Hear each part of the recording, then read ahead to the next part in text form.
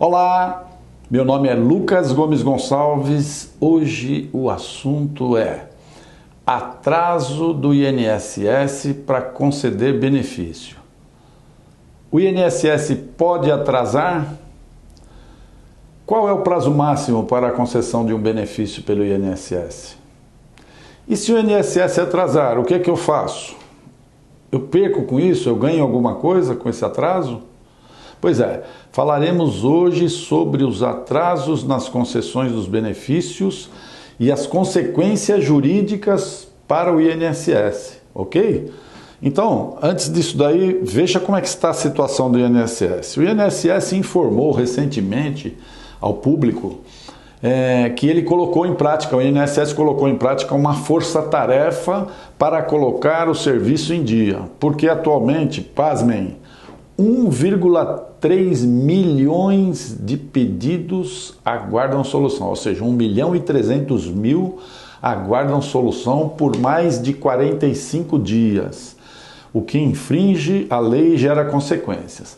Então, respondendo uma das primeiras questões do início do vídeo, 45 dias é o prazo máximo definido por lei para que o INSS conclua a análise de um requerimento, concedendo ou negando um benefício.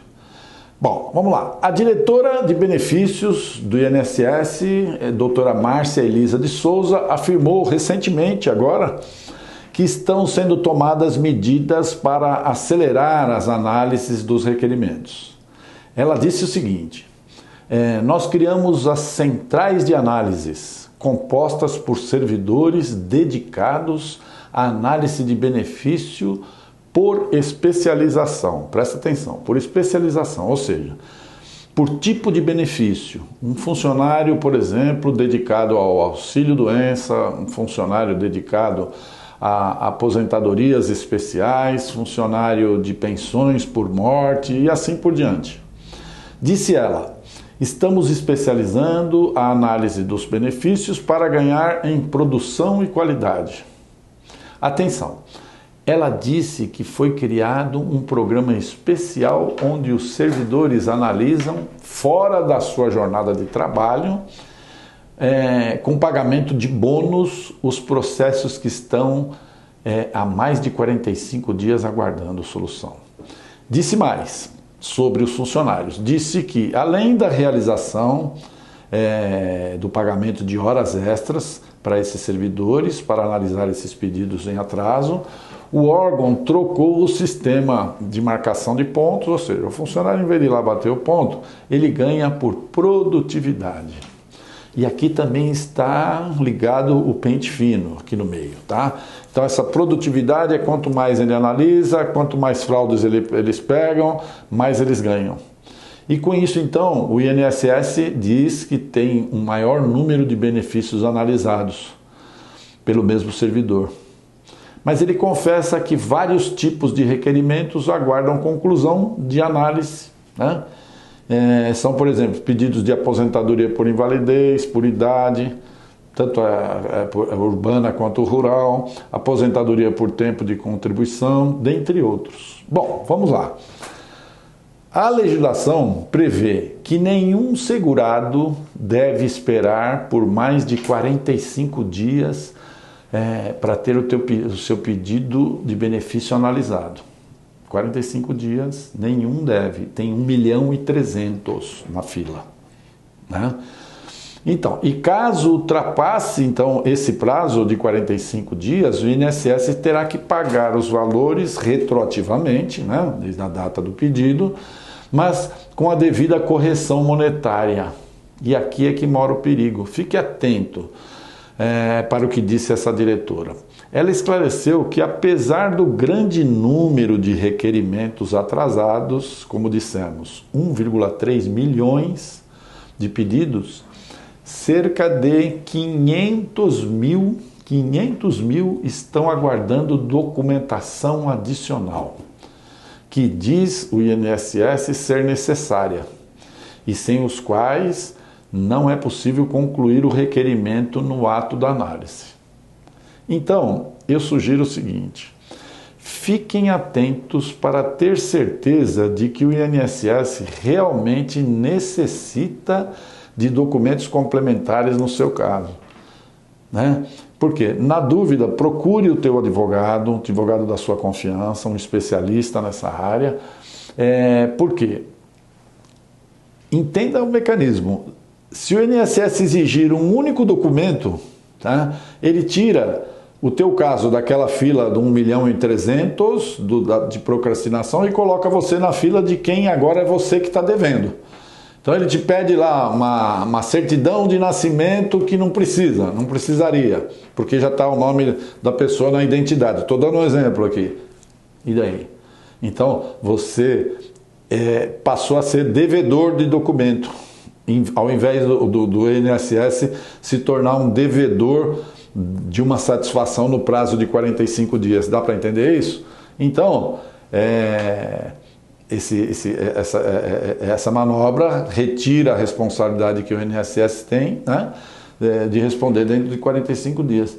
E não é à toa que afirma que 1,3 milhões de pedidos sem resposta, desses 1,3, 500 mil estão justificados, pois carecem de novos documentos. Sabe-se lá se todos realmente são necessários, né?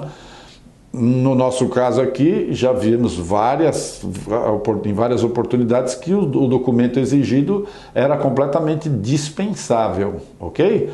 Então, caso o advogado aí que analisar a tua questão constate uma manobra de procrastinação por parte do INSS, ele poderá pedir, além do pagamento retroativo, com correção monetária, uma indenização por perdas e danos. Por quê? Porque o segurado ficou mais tempo sem receber. A lei diz que ele tem que ficar 45 dias no máximo. Ele ficou mais tempo por culpa de quem? Do INSS. E isso lhe acarretou graves consequências, como, por exemplo, deixar de pagar suas contas em dia, de honrar seus compromissos pessoais e passar por necessidades de várias ordens, passar inclusive fome, passar necessidade por falta de dinheiro. Né? Tudo isso justifica a indenização devida por aquele que causa as lesões, né? De acordo com o Código Civil. Embora a diretora negue que o atraso seja por causa da mudança nas regras da reforma da Previdência, não cremos nessa versão. Por quê? A alegação de que os sistemas do Instituto já estavam sendo preparados para as mudanças antes mesmo da aprovação das novas regras, ela na prática não se verifica, vocês concordam? Porque fosse assim, não teríamos aí 1,3 milhões, né? 1.300.000 em atraso, né? Não é um caso ou outro, é 1.300.000. Então, o sistema não está adaptado para isso, né? E nem tampouco os ditos funcionários especializados e ganhando horas extras estão sendo capazes de dar conta desses pedidos, devido à série de modificações, porque esse sistema não está adequado completamente, tá? Bom, assim, se o seu benefício não foi atendido no prazo de 45 dias, fique atento para essas dicas que eu dei aqui. E na dúvida, procure seus direitos. Por quê?